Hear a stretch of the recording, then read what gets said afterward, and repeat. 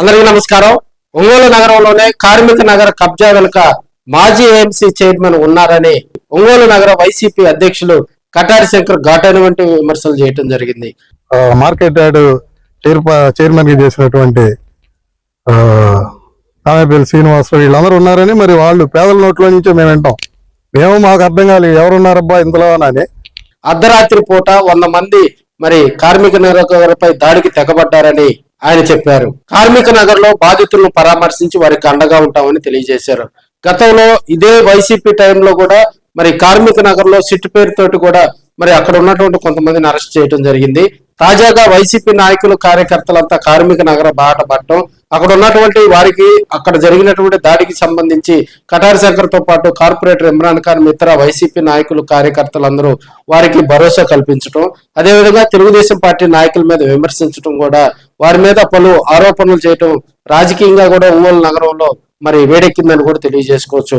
ఈ కార్మిక నగర్ కబ్జాను మరి దాదాపుగా సర్వే నెంబర్ 186/1-2 దానికి సంబంధించి దాదాపుగా మరి 12 ఎకరాల స్థలం ఉందని, 12 ఎకరాలు కబ్జా చేసేందుకు కొంతమంది తెలుగుదేశం పార్టీ నాయకులు మరి కుయుక్తులు పన్నుతున్నారని కటారి శంకర్ తెలియజేయడం జరిగింది.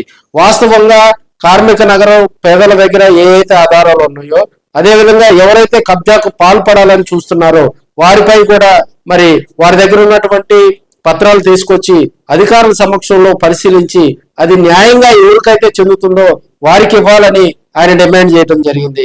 కార్మిక నగర ప్రజలు కూడా దుర్భరమైనటువంటి జీవితం గడుపుతున్నారని, అదేవిధంగా ఇక్కడ ఉన్నటువంటి ప్రజాప్రతినిధులు వారికి ప్రత్యామ్నాయం ఏర్పాటు చేయాలని, చెట్ల కింద ఉంటూ కూడా భయపడుతూ కాలం వెళ్లదీస్తూ 5 చిన్నపిల్లలతోటి కూడా మరి నిర్దేశమైనటువంటి మరి బతుకుతున్నారని ఆయన ఆరోపించడం జరిగింది. రాబోయే రోజుల్లో కార్మిక నగర ప్రజలకు అండగా ఉంటామని, ఇప్పటికైనా లోకల్ గా ఉన్నటువంటి అధికార యంత్రాంగం కల్పించుకొని మరి కార్మిక నగర్ లో దాడి జరుగుతుందంటే ఎవరు స్పందించకపోవటం పలు అనుమానాలకు తావిస్తుందని కటారి శంకర్ ఆరోపించడం జరిగింది.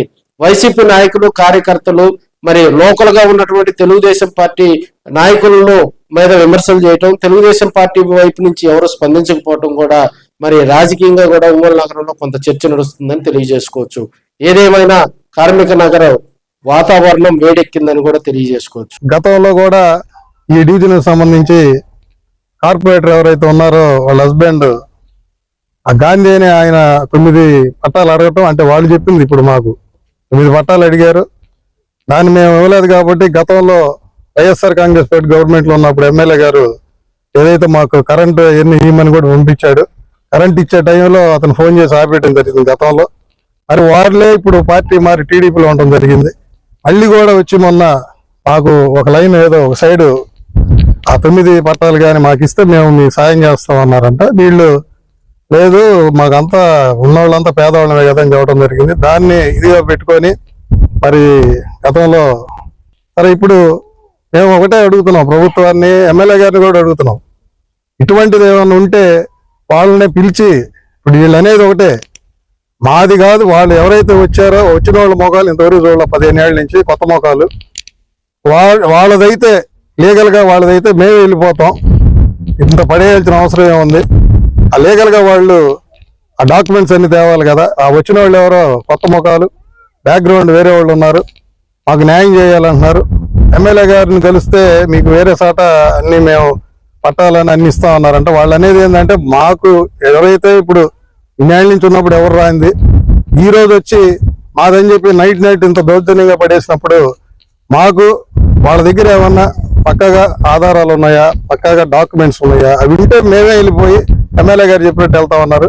దయచేసి ఎమ్మెల్యే గారు కానీ అధికారులకు చెప్పి వాళ్ళకి ఏమున్నాయి అనేది బయట పెడితే, ఈ వాళ్ళే చెప్తున్నారు కదా వాళ్ళకి ఏ పక్క ఎవిడెన్స్ ఉంది, పక్క ఆధారాలు ఉన్నాయి, పక్క డాక్యుమెంట్ ఉందని కానీ అధికారుల ద్వారా తెలియజేస్తే మరి వాళ్ళు కూడా చెప్పిన మాట వింటాం అంటున్నారు. కాబట్టి ఇది తప్పకుండా పరిగణలో తీసుకొని అధికారులకు చెప్పాలి. ఎందుకంటే వాళ్ళు దాదాపు 20 రోజుల నుంచి కూడా ఈ చెట్ల కిందే ఇక్కడే 5-6 మంది కలిసి అన్నాలు వండుకొని తినటం, పిల్లలు చిన్న పిల్లలు ఎండకి చాలా దారుణంగా ఉంది వాళ్ళ పరిస్థితి.